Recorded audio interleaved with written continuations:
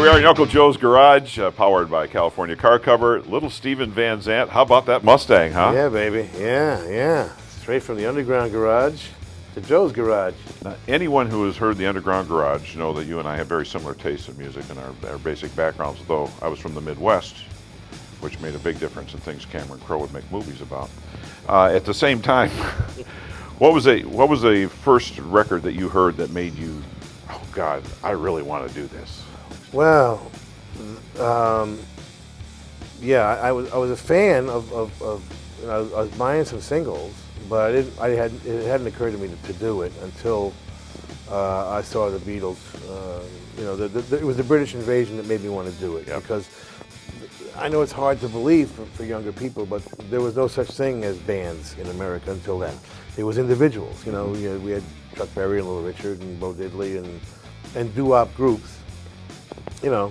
But the Beach Boys were sort of one of the first, but that was a West Coast thing, and the Four Seasons was sort of a group. But the British invasion was the invasion of bands, and it was the band thing that made me want to do it. It was a different communication than a single person. A single person pop star.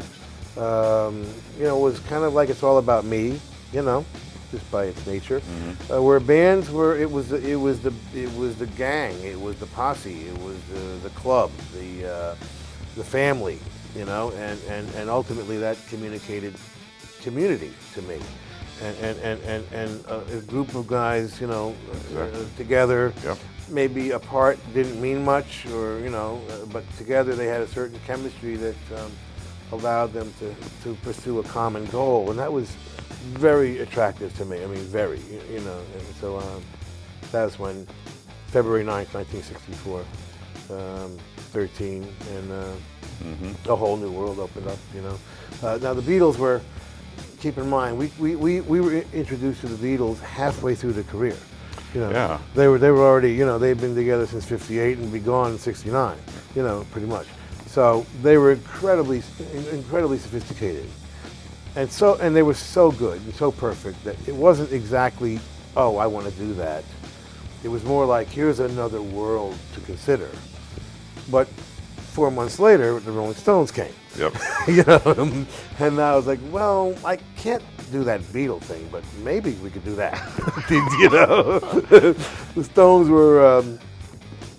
The First Street kind of, Yep. punky, they didn't dress the same, their hair is a little bit messed up, and, they didn't have the great harmony, and, they made it look easier than it was, is what it was, but they were incredibly encouraging, just as punk would be, 15 years later, whatever.